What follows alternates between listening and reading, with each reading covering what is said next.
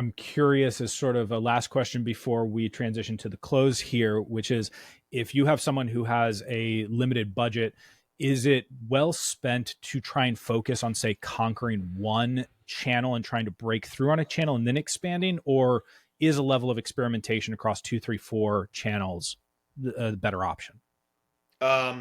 Very much As the like a, latter is a terrible idea because you're okay, not going if you spend a small amount and sprinkle that small amount across a lot of things, like you have no idea. And your exposure is going to be very, very limited. You can't do that. So I would say put that money into a channel. But I think the other way to look at this is don't put it into a channel, put it into a market.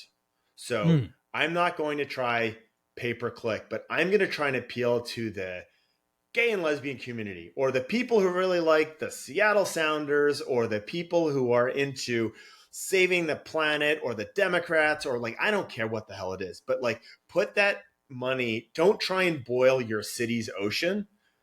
Find the gotcha. affinity, right? Because once you get affinity, I talked about this earlier, once you find the affinity, now you've cracked, like, that's really hard. People like your law firm. They don't just know who you are, they like you. Well, you can do that by, like, I'm really into like search and rescue. That's what I do. I do ski Yeah. patrol on the winters. Like, that's a part of who I am. If I had a small budget, that's my market in Seattle, right? Because it's who I am, it's what I like doing, and it's going to be really easy for me to boil that lake.